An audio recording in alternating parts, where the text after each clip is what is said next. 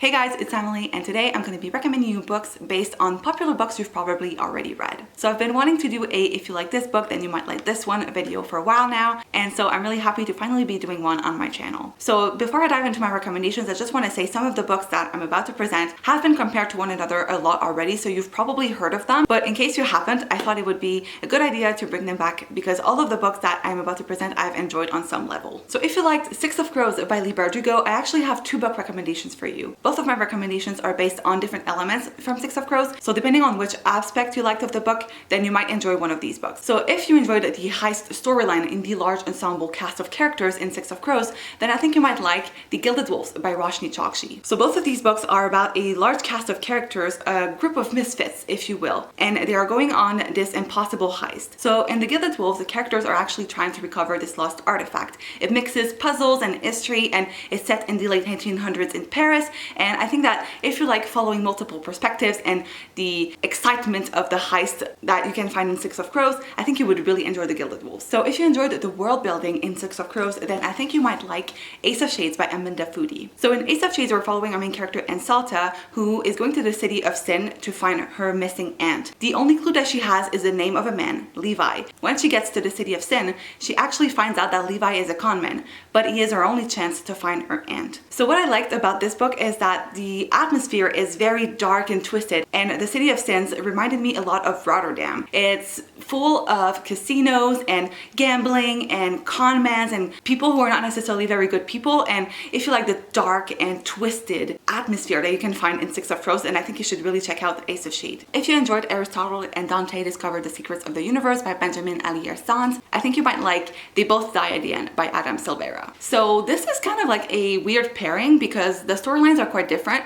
Basically, in They Both Die at the End, we live in a world where you get a call on the last day before you die. We are following two main characters who both get a call to tell them that they're going to die within the next 24 hours. Now, they meet through this app where you can hang out with someone who's going to die, basically. So it's a way for people on their last day to connect before it's over. These two books have very different premises and settings, but for some reason they reminded me a lot of one another. I am not sure if it's because I read them at around the same time. I remember reading Aristotle and Dante, and quickly after I read They Both Die at the End. So this might be why I am reminded of this book when I think about Aristotle and Dante, but both of these books gave me similar vibes. We are following characters who are exploring their relationships, and the main characters also have similar backgrounds. I was reminded a lot of Aristotle and Dante when I read about Matteo and Rufus, so if you enjoyed Aristotle and Dante's story, I think you would really enjoy They Both Die at the End. Now, if you enjoyed Truly Devious by Maureen Johnson, then I think you might like A Study in Charlotte by Brittany Cavallaro. So both of these books are mystery thrillers that are set in a boarding school in New England, and they're about a girl who is trying to solve mysteries. Personally, I enjoyed A Study in Charlotte a lot more than I did Truly Devious. A Study in Charlotte is a gender-bent retelling of Sherlock Holmes, where we follow our main character Jamie Watson and Charlotte Holmes. In Truly Devious, we follow Stevie Bell, who is kind of a Sherlock Holmes-esque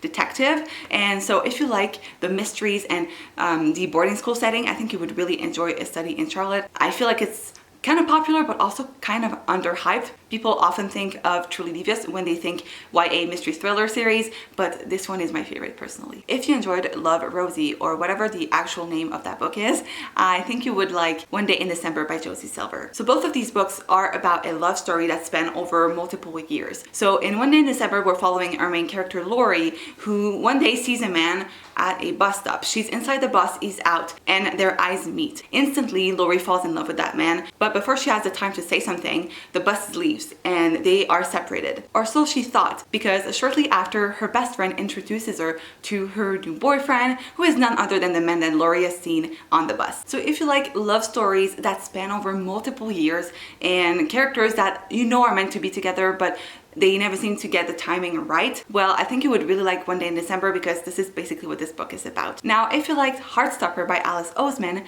then I think you might like Bloom by Kevin Panetta and Savannah Ganusho. So both of these are graphic novels, so first similarity there, but they're both about two boys who are coming at terms with their true identity. So in Heartstopper, we have Nick and Charlie, and as it says on the cover, boy meets boy. that's pretty much all you need to know diving into it. It's pretty much the same thing with Bloom, because in this one, our main character is working at his parents' bakery, but he aspires to grander things. He doesn't want to work at the bakery anymore, but his father convinces him to work there one last summer and to train the person who's going to be replacing him. And as you may imagine, he falls for the person who will be replacing him. And in both of these stories, we're following two boys who are falling in love. It's about developing relationships and really about discovering who you are and coming at terms with your own identity. Both of these have amazing artwork, and I would highly recommend both of these. I know Heartstopper is really hyped, but Bloom deserves more hype. It's so beautiful. Let me show you the artwork because it's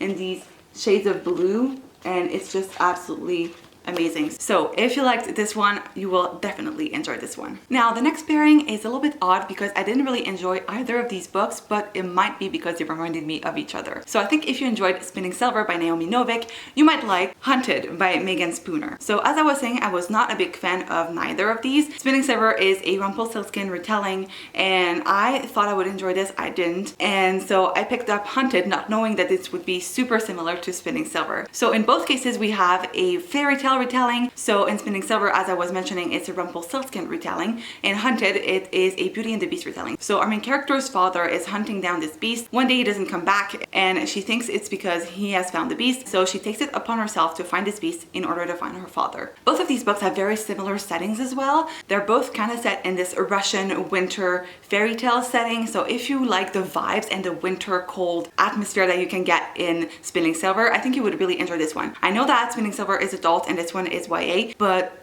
quite frankly, I feel like they're so similar in terms of vibes and even the writing. I just felt very immersed in both stories, even though I didn't end up enjoying it. I think a lot of people who have enjoyed Spinning Silver would really enjoy Hunted. So for my last pairing, I had to recommend books based on what is probably my all-time favorite, and that is Red, White, and Royal Blue by Casey McQuiston. Now I have two book recommendations, and once again, as I did with Six of Crows, they are both based on different elements that you might have enjoyed in Red, White, and Royal Blue by Casey McQuiston. So if what you liked in Red, White, and Royal Blue is the political scene, then I think you might like American Royals by Catherine McGee. So in both cases, the storyline revolves around politics. In Red, White, and Royal Blue, we have the first son of the first female American president who falls in love with the Prince of England. In American Royals, we follow the children of the descendants of George Washington. But after the American Revolution, George Washington was offered a crown and not a presidency. So as you may imagine, in both cases, politics plays an important part in the story. As both of these are mostly about the romance, we can see the repercussions of politics in relationships in both cases. It's all about royalty and fame and how being a political figure can impact your relationship. I also like the feminist parallel in both of these. So in this one, we have the first female American president, and in this one, we have the first to be crowned queen. So both of these have prominent female political figures, which I thought was really nice and refreshing because for the most part, politics always seems to be a man's game. So I'm glad to see the feminist representation in both of these. So I think that if you like the political game in Red, White, and Royal Blue, you would really enjoy American Royals. If what you love about Red, White, and Royal Blue is the romance, then I think you would really enjoy Boyfriend Material by Alexis Hall. So Boyfriend Material follows our main character Luc. His parents were rock stars, but they split up when he was young. Now his dad is making a comeback and Luc gets in the public eye once again. But the thing is, Luc is kind of a hot mess, and so when his job gets on the line because of a compromising photo, he has to clean up his image. And in order to do that, he has to be in a nice and normal relationship. This is where Oliver comes in. So Boyfriend Material reminded me a lot of Red, White, and Royal Blue because at first it starts off as a fake dating thing, even though in Red, White, and Royal Blue it's not fake dating, it's actually like fake friendship. But in both cases there's like a fake relationship at play and it evolves into something more. Now the biggest parallel that I can draw between these two books is the characters, because Luc reminded me so much of Alex. If you like the hot mess that is Alex in Red, White, and Royal Blue, then I think you will really enjoy Luc because he is so similar to Alex, both chaotic, both very messy, and both very fun to follow as protagonists. They are both the main narrator of their own stories, so I really enjoyed following Luc's story in Boyfriend Material because he reminded me so much of Alex. But then the love interests